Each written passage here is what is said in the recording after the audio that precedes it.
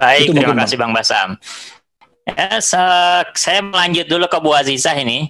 Assalamualaikum Ibu. Waalaikumsalam warahmatullahi wabarakatuh. Bu Azizah, tadi di awal Mbak Titi menggambarkan sebetulnya dari sisi perempuan, baik dari konteks pemilih, jumlah pemilih, lalu juga pengalaman elektabilitas yang ternyata perempuan malah lebih besar kemungkinan menangnya. Bagaimana Bu Azizah melihat peluang itu, Bu? Ya, saya melihat kalau bicara perempuan sejak zaman dulu ya, Mbak Titi Anggraini ya, sama saya kira pandangannya bahwa tercatatlah banyak pemimpin perempuan sejak dulu ya, mulai zamannya Nyadin di Aceh ya kan, kemudian juga ada Hajar Rangkayo, Rasuna Said ya, yang berjuang dalam bidang pendidikan ya, ada juga Rohana Kudus ya, yang multi talenta, yang menguasai banyak bahasa, ya, juga berjuang melalui pendidikan, jurnalistik dan wirausaha. Kalau di Tangerang itu kan ada pemimpin perempuan juga, seperti Nimas Gamparan dan Nimas Melati yang memimpin pasukan melawan Belanda. Jadi memang sejak dulu perempuan punya peran penting ya, apalagi dengan komposisi tadi disampaikan, pemilih perempuan jauh lebih besar. Dan biasanya kalau perempuan itu sudah memilih itu biasanya konsisten ya, nggak seperti yang laki-laki ya, suka ke lain hati. Tidak ya pindah kan? ke lain hati ya Bu? Suka pindah ke lain hati. Kalau perempuan itu biasanya konsisten. Jadi perempuan-perempuan sekarang ini saya lihat itu jauh lebih berpikiran maju ya. Dan saya lihat hendaklah banyak perempuan maju tanpa harus merengek meminta peran, tapi mereka berbuat. Ya kita bisa lihatlah banyak tokoh-tokoh perempuan yang saat ini maju sebagai pemimpin daerah. Ya, ada Ibu Khofifah, ada Ibu Risma ya. Jadi kalau lihat sejarah itu memperlihatkan bahwa tidak ada perbedaan peran apa yang harus dilakukan oleh perempuan atau juga dengan laki-laki. Selama dia punya kemampuan atau talenta, mereka bisa berbuat, termasuk memimpin pasukan secara langsung, itu ya sudah saat ini bisa diterima oleh banyak orang. Jadi Bu Azizah, insya Allah bisa menjawab hal-hal yang mungkin selama ini jadi pandangan skeptis di masyarakat ya, bahwa perempuan mungkin dianggap kurang punya kemampuan. Bahkan betul. Mungkin dari sisi latarnya sendiri berarti Tangerang tadi banyak pejuang perempuannya Bu ya? Banyak. Jadi kalau ada pertanyaan seperti itu seharusnya tidak hanya kepada perempuan, juga pada laki-laki ya. Apakah mereka juga punya kemampuan seperti yang disampaikan tadi ya? Betul. Jadi nggak ada perbedaannya kalau mau menanyakan apakah dia punya talenta, dia punya kapasitas, punya elektabilitas kalau dia mau maju ya, apakah dia juga punya popularitas. Saya kira pertanyaan yang sama juga diberikan kepada perempuan dan juga laki-laki. Baik. Bu, kalau kita tanya apa sebetulnya gambaran program dan afirmasi yang akan Ibu lakukan nanti ketika jadi wali kota Tangerang Selatan terhadap kaum perempuan, Bu? Tadi saya sampaikan bahwa nggak ada loh perbedaan antara laki-laki dan perempuan di dalam mengambil peran-peran di ranah publik itu ya. Sehingga ya kita harus memberikan juga kesempatan yang sama. Jadi kalau saya diberikan amanah nanti, amin ya robbal alamin ya, mohon doanya. Amin, insyaallah Bu. Ya, diberikan amanah untuk memimpin kota Tangerang Selatan. Sejak awal saya sampaikan bahwa saya ingin membangun kota Tangerang Selatan itu menjadi kota yang tidak hanya maju tapi juga berkelas dunia. Bahwa saya ingin itu Tangsel menjadi permata. Nah, permata ini konteksnya adalah pemerataan kemajuan untuk kesejahteraan masyarakat di kota Tangerang Selatan. Jadi tujuan perubahan kami untuk Tangsel bukan sekedar merata, maju dan sejahtera gitu ya, tapi berkelas dunia itu artinya dia menjadi kota yang organik, di mana semua tumbuh secara alamiah diberikan kesempatan yang sama, ya, baik itu generasi muda, kelompok-kelompok yang mayoritas maupun yang minoritas, termasuk yang berkebutuhan khusus seperti teman-teman yang disabilitas. Bahwa kota Tangerang Selatan harus dibangun atas dasar inklusivitas. Secara fisik misalnya Tangsel ini ya harus memiliki transportasi yang terintegrasi ya, juga memberikan akses terhadap sistem kesehatan, jaminan sosial, pendidikan, dan juga lapangan kerja kepada seluruh masyarakat di Kota Tangerang Selatan, terutama generasi milenial ya, yang ini juga menjadi subjek dari pembangunan. Jadi kami juga ingin mempersiapkan generasi milenial dan generasi berikutnya yang lebih fokus dan lebih sesuai dengan kebutuhan masa depan. Karena tantangannya ke depan kan era digital itu sudah ke arah artificial intelligence. Itu harus diantisipasi oleh pemerintah ke depan ya. Masa depan kita itu adalah era digital ya, di mana nanti kita akan menghadapi tantangan pekerjaan ini akan banyak yang hilang. Nah, dan ini digantikan sama robot-robot itu ya. Nah, tidak itu saja, mungkin profesi yang ada sekarang ini 5-10 tahun itu bisa masanya itu hanya sangat singkat sekali ya. Akan ada kadaluarsa mungkin waktunya juga tidak lama ya, kemudian digantikan dengan profesi-profesi yang baru. Kita ingin menyiapkan generasi milenial itu yang tentu siap ya menghadapi perubahan-perubahan itu. Jadi kalau itu tidak disiapkan, nah bisa banyak yang depresi nanti generasi milenial kita tidak siap ya menghadapi tantangan. Baik Ibu, saya mau ke Mbak Titi dulu. Mbak Titi gimana menanggapi tadi? Ternyata dari latar sejarahnya pun juga sebetulnya di Indonesia, terutama tadi di wilayah Bu Aziza itu sudah banyak sekali pemimpin perempuan. Bahkan mungkin Tangerang Selatan ini sampai sekarang justru pemimpinnya perempuan ya, karena sejak pertama kali Tangsel berdiri ini wali kotanya itu perempuan gitu, dan insya Allah nanti di 2020 ini insya Allah Bu Aziza juga perempuan juga terpilih sebagai wali kota Tangerang Selatan. Bagaimana Mbak Titi melihat tadi gambaran program yang sudah disampaikan oleh Bu Aziza dan juga dengan latar khususnya di Tangsel ini memang sudah bukan hanya skeptis sebetulnya, tapi sangat optimis karena pemimpinnya 2 periode sejak berdiri bahkan sudah perempuan, dan latar sejarah pun juga seperti itu. Gimana kira-kira pandangan Mbak Titi? Tangsel ini memang unik ya, karena kenapa pilkada yang lalu itu 3 paslon, 3-3-nya ada perempuannya. Nah, kalau yang sekarang ini agak diskon, ada 3 paslon, hanya ada 2 paslon yang ada perempuannya. Jadi memang warna perempuan itu dominan di Tangerang Selatan. Selain memang Tangerang Selatan ini percampuran antara kelompok pemilih tradisional dan kelompok pemilih yang mayoritas itu adalah urban pekerja di DKI Jakarta. Seperti saya misalnya, saya ini blessing in disguise masa pandemi. Jadi menebus waktu saya yang saya hampir 13 tahun umur anak saya itu lebih banyak saya di Jakarta daripada nemenin beliau gitu. Nah sekarang lebih banyak di Tangsel. Nah tetapi memang Tangsel itu relatif terbuka ya masyarakatnya, walaupun yang tradisional masih banyak karena ragam tadi kan. Tetapi sekali lagi penting untuk merefleksikan kehadiran perempuan itu bukan hanya fisiknya yang hadir, tetapi gagasan dan keberpihakannya. Dan ujian pertama itu adalah bagaimana gagasan dan keberpihakan itu muncul dan bisa dibaca dalam visi misi program yang ditawarkan oleh kandidat.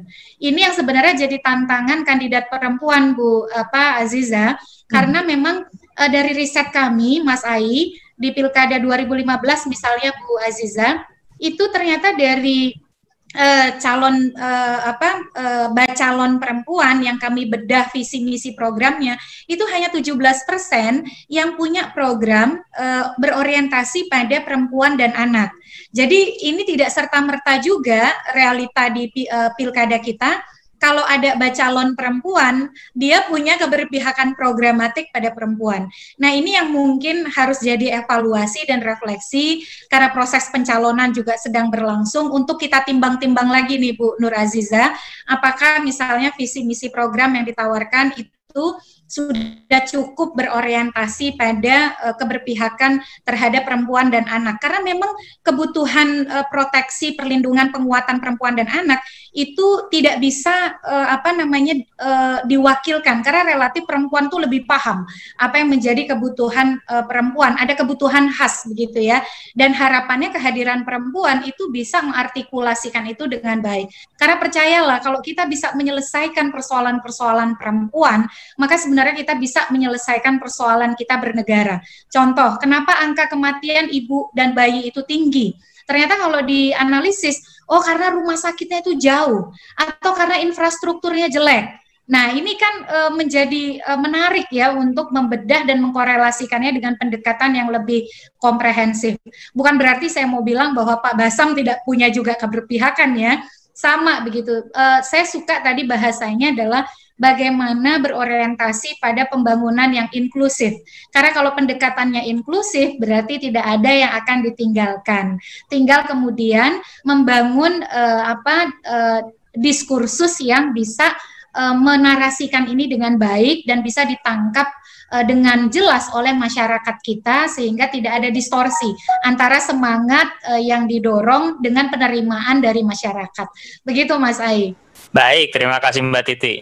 Sekarang saya mau tanya tentang hal yang mungkin sedang kita alami sekarang ya, bagaimana terjadi pandemi. Dan pandemi ini tentu memukul banyak hal ya dalam kehidupan kita sebagai bangsa.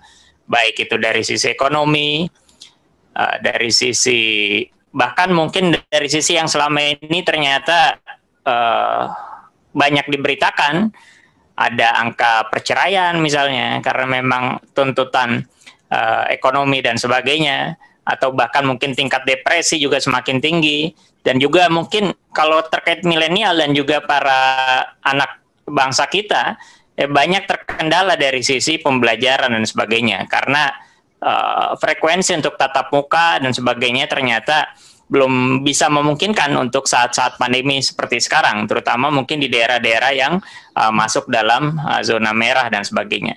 Nah, bagaimana pandangan Bu Azizah terkait dengan penanganan pandemi, khususnya bagaimana hal yang terkait dengan perempuan dan juga milenial, terutama anak-anak sekolah kita, Bu? Silakan Bu Azizah.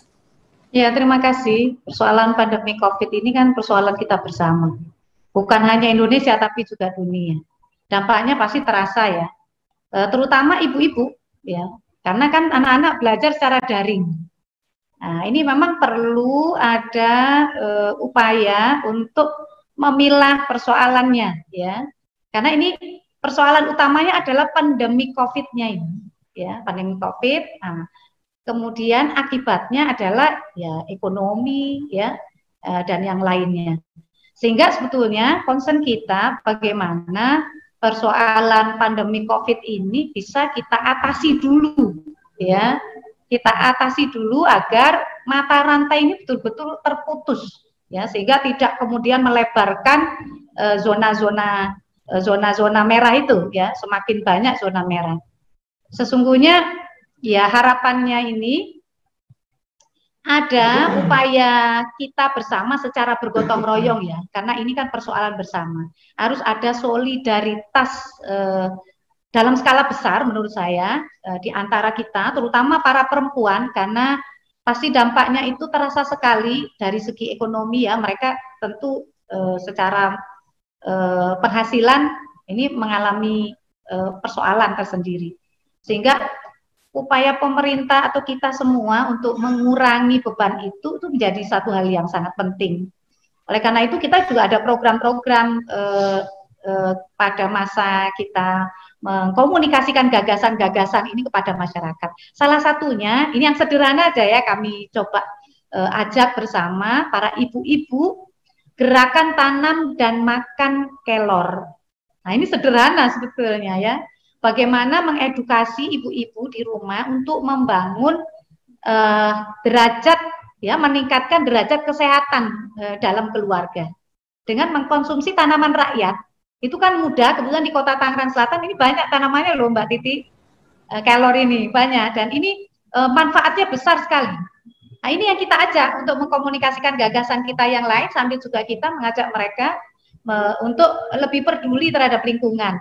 Di samping penghijauan, dia juga bisa menjadi pohon kesejahteraan. Karena kita dorong juga masyarakat, terutama ibu-ibu, untuk mengolah kelor ini menjadi teh, menjadi kuliner yang bisa dikonsumsi dengan banyak ragam variannya. Ada laksa kelor, ada macam-macam ya. bisa dijadikan juga laksa Tangerang pakai kelor berarti ya, Bu? Iya, betul. Jadi kita ingin menjadikan sebuah kekhasan karena persoalan Tangerang Selatan ini adalah persoalan hilangnya jati diri. Nah, ini yang kita harus kemudian mengangkat kota Tangerang Selatan ini, jati diri dari kota Tangerang Selatan. Salah satunya adalah mengenali ya kearifan lokal yang ada. Nah, seperti itu, misalnya membuat teh, membuat kuliner, kemudian membuat camilan ya dari kelor ya, seperti cookies misalnya. Bahkan ada yang bisa membuat sagon kelor. Kan belum pernah coba kan, Mas? Belum, sagon kelor. Lain kali harus makan. Dan kita mendorong teman-teman ini seperti granola, itu kan barang mahal tapi bisa dikombinasi menjadi kelor. Itu salah satu upaya kita untuk meningkatkan kesejahteraan masyarakat dengan melakukan terobosan-terobosan. Tentu UMKM yang ada di kan sekarang sudah mulai mereka beralih ya, yang ibu-ibu atau bahkan bapak-bapak yang kemudian beralih ke apa namanya usaha UMKM ya, makanan tadi ya, secara online bisa mereka karena kondisi COVID ya.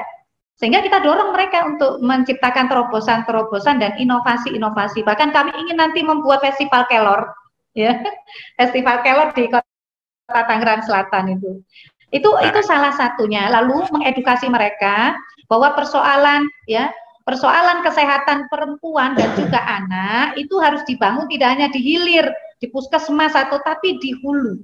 Ya, di hulu itu dengan apa? Membangun budaya hidup sehat, mengkonsumsi makanan yang sehat. Kelor ini punya manfaat yang sangat besar untuk meningkatkan produksi air susu ibu. Ini penting ya untuk kesehatan generasi kita mendatang. Bisa juga untuk meningkatkan imun ya, apalagi di masa pandemi COVID-19 ini. Jadi memang saat kita belum mendapatkan vaksin, maka yang harus kita lakukan adalah meningkatkan imun. Nah, salah satunya adalah tadi mengkonsumsi makanan-makanan yang sehat, apalagi itu didapat dari makanan lokal atau tanaman rakyat. Nah, itu yang kita lakukan salah satunya ya. Baik, terima kasih Bu. Menarik juga ini apa yang disampaikan, dan terutama tadi kelor ya. Ini Gubernur NTT sering menyampaikan tentang kelor, Bu. Jangan-jangan nanti Tangerang Selatan malah lebih sukses ini dengan kelornya ini. Baik, Bang Basam. Untuk stunting loh, ya, untuk menangkal stunting juga itu ya. Baik, terima kasih Bu.